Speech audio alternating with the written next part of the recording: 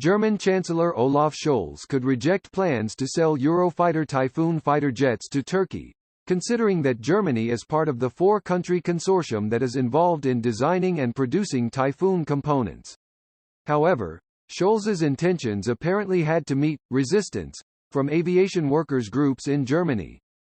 German Chancellor Olaf Scholz could reject plans to sell Eurofighter Typhoon fighter jets to Turkey, considering that Germany is part of the four-country consortium that is involved in designing and producing Typhoon components. However, Scholz's intentions apparently had to meet resistance from aviation workers' groups in Germany. More than 25,000 workers from 120 companies in Germany are linked to the Eurofighter Typhoon production chain. And the workers' community expressed the call, "Let's sell to Turkey," for the Eurofighter Typhoon, because if Turkey's orders are ignored, plus previously sales to Saudi Arabia were also cancelled, thousands of workers will be unemployed in the next few years. Quoted by the nationalnews.com. 26 November 2023. The Aviation Workers Union in Germany supports Turkey's efforts to buy 40 Eurofighter Typhoons because of concerns that its specialist workforce will disappear if a contract for the jet is not drawn up and signed. Turkish Defense Minister Yaşar Güler said he had held talks with Britain and Spain to buy the Typhoon, but Germany objected on Thursday. Güler held discussions with his counterpart, British Defence Minister Grant Shapps in Ankara, amid hopes Britain could help persuade Germany to reconsider his request. The German government faces increasing pressure from its unions to enter into an agreement. This happened because Germany had acted as an obstacle to the agreement to sell a number of Typhoon jets to Saudi Arabia. MTU Aero Engines said that the issuance of the contract to build the Eurofighter was vital to the future of defense manufacturing in Germany. "We support strengthening military aviation in Germany. The course must now be set to make our site fit for the future," a spokesperson said.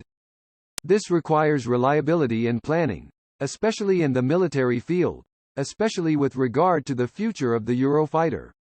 In this case it is necessary to launch a development contract for further development of the Eurofighter before the end of this legislative period. The end of the Eurofighter program will lead to a marked reduction in Europe's high-tech supplier landscape in just a few years. These highly specialized workers and production capacities must be maintained with the aim of building Europe's future air defense system via the FCAS, Future Combat Air System, sixth-generation fighter jet.